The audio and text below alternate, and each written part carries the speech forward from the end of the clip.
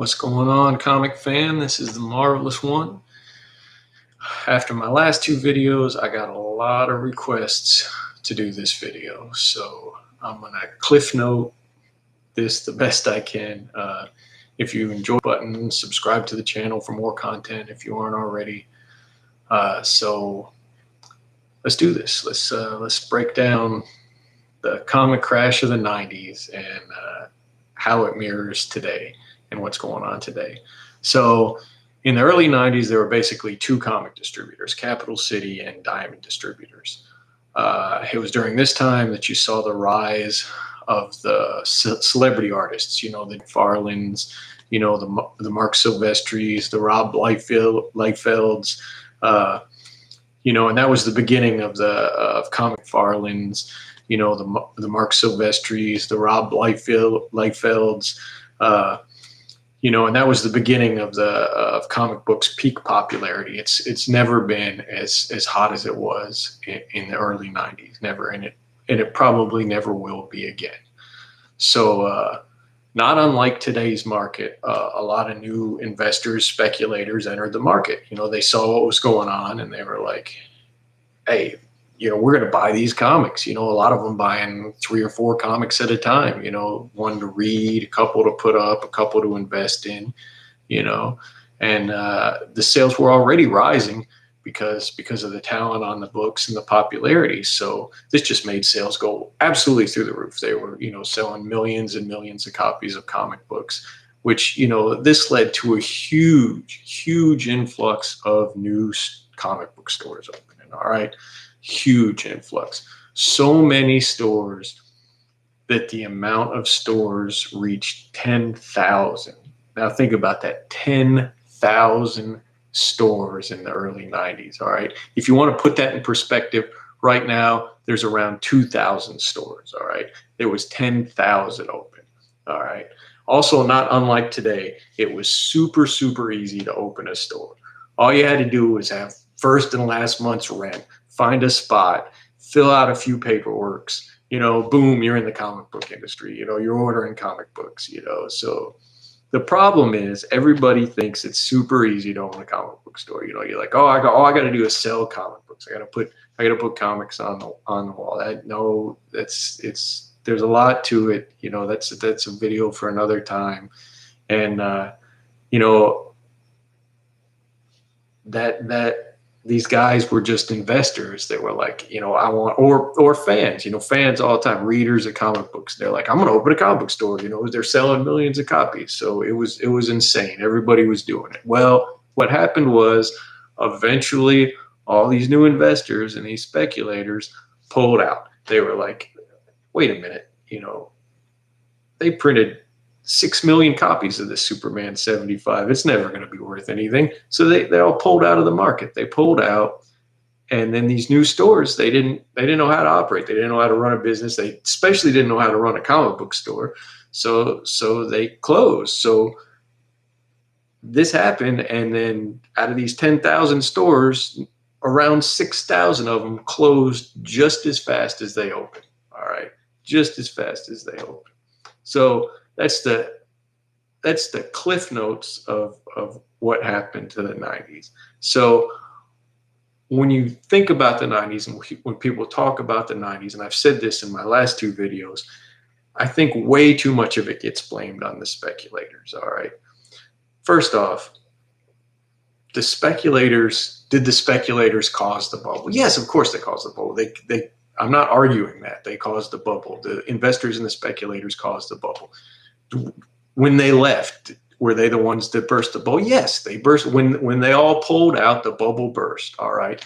But now this is where I'll argue with you. They had nothing to do with the 6,000 stores closing. They had absolutely nothing to do with those comic book stores closing. You were like, Muncie, what are you talking about? They all pulled out. They're not buying these comics anymore. No, the industry couldn't support 10,000 stores. No industry can support 10,000 stores. Think about. All right. You want proof? here you go. You like Chick-fil-A? Everybody likes Chick-fil-A. My girls love Chick-fil-A. You know, everybody likes, oh, you know, go try to get Chick-fil-A at dinner time. You know, they're lined up around the corner. You can't even get it. You know how many Chick-fil-A's are open in the United States right now, today? Right around 2,700. 2,700 to 10,000. 2,700. Chick-fil-A's crazy. Oh, you're like, okay, I don't even know what Chick-fil-A is. I live in the North Pole, you know, whatever. All right, Chick-fil-A's in 47 states, but whatever. Okay, maybe that's it. Okay, I get you. All right, well, here's another one. You know how many Walmarts there are? 4,723. But that's not even half of the 10,000 comic book stores that were open. The industry just couldn't support that many stores. Like, it couldn't do it. It wasn't the speculators' fault. It wasn't the fault of them printing, you know, 6 million Superman 75s or 8.2 million X-Men #1s. It didn't have anything to do with that. Just a bunch of idiots opened a bunch of stores and they had to close them. That's just what happened. So I'm sorry, but that's the way it is. That's the reality of it. The other thing, secondly, is the speculators had absolutely nothing to do with Marvel going bankrupt. Okay, that they just didn't. All right, that's a huge misconception. Marvel made a bunch of bonehead decisions, and I'm gonna break it down for you because I'm sure you want to know. You're like, well, no, yeah, they didn't. All right, what happened is in 1989. Ron Perelman bought Marvel for $82.5 million. Not unlike Disney. So a lot of this parallels today. I get that. Not like on Disney. Ron Perelman thought Marvel was as an entertainment industry. He wanted it to be an entertainment industry more so than a comic industry. So he made a lot of decisions. He did a lot of things at the beginning that worked out and made him a lot of money. He raised the price of comic books. You know, he did a lot of stuff, and it made him a lot of money for the first few years, and he looked really good, you know.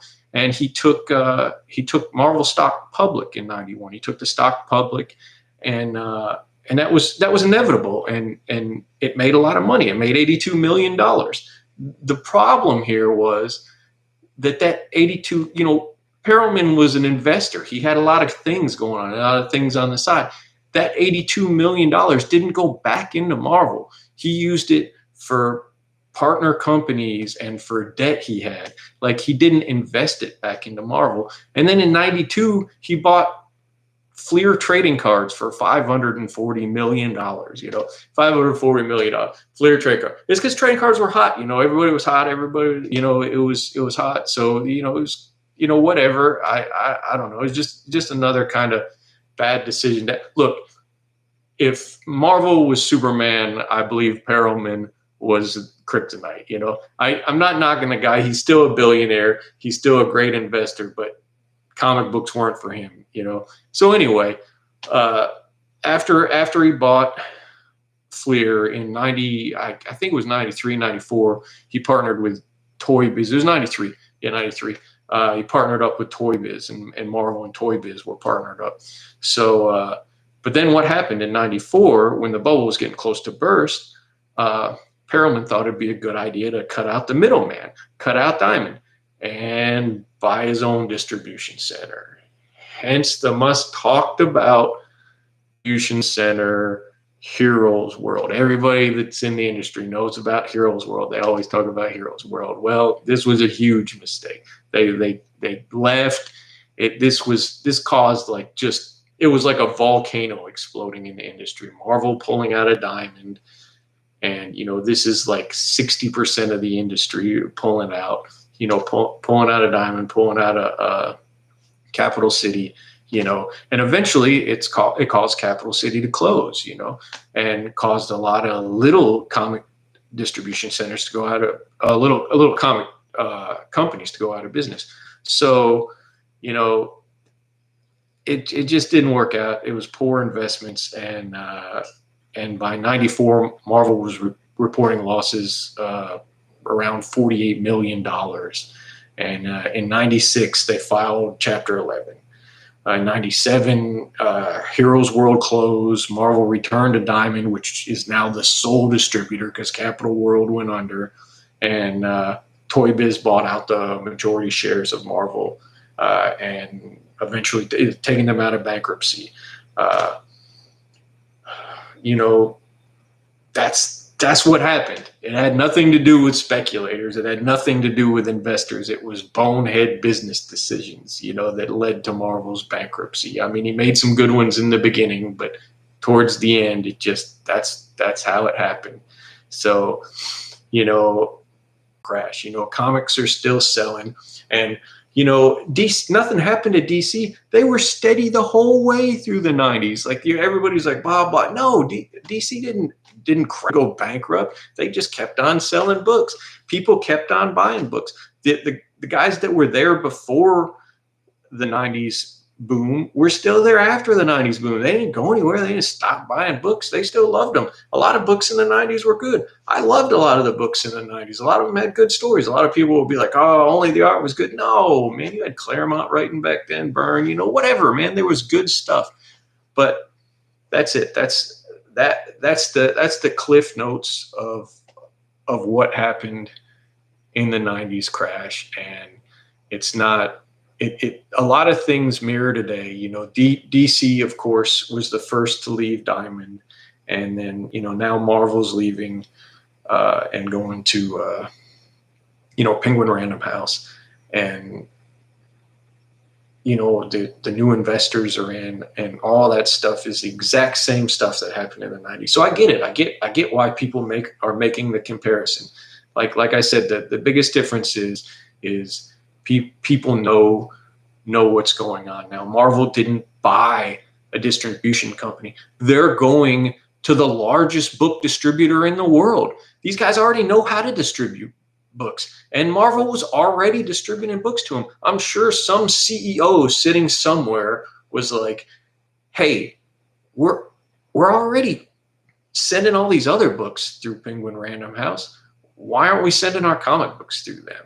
You know, probably get a better margin. You know, we don't have to deal with this stuff. So, you know, DC's done it. They're like, DC's having success with it. So, you know, let's do it too. And DC didn't buy their own distribution center. They went to 2 comic book stores. They went to the biggest comic online dealer, you know, in the world to distribute their comic books. And, you know, so is the 90s crash. So what I'm getting out of this is the 90s bubble was caused by the speculators and the investors. Yes. The bubble burst because the speculators and investors left. Absolutely, 100%. So that's true. I'm not going to argue with it. It's everything else that you'll get an argument from. So anyways, I hope you like this video. If you got any questions, hit me up. You know, shoot me a message about the next video. Like I said, I love hearing about it. I love people coming in the store and asking me, hey, Muncie, you know, why don't you make a video about this? Why don't you make a video about this? You know, so put a comment down there. I'll check it out. I'll investigate it. Maybe I'll make a video. I appreciate everybody watching. Have a happy holidays. Please subscribe, hit that like, share it with your friends. Deuces.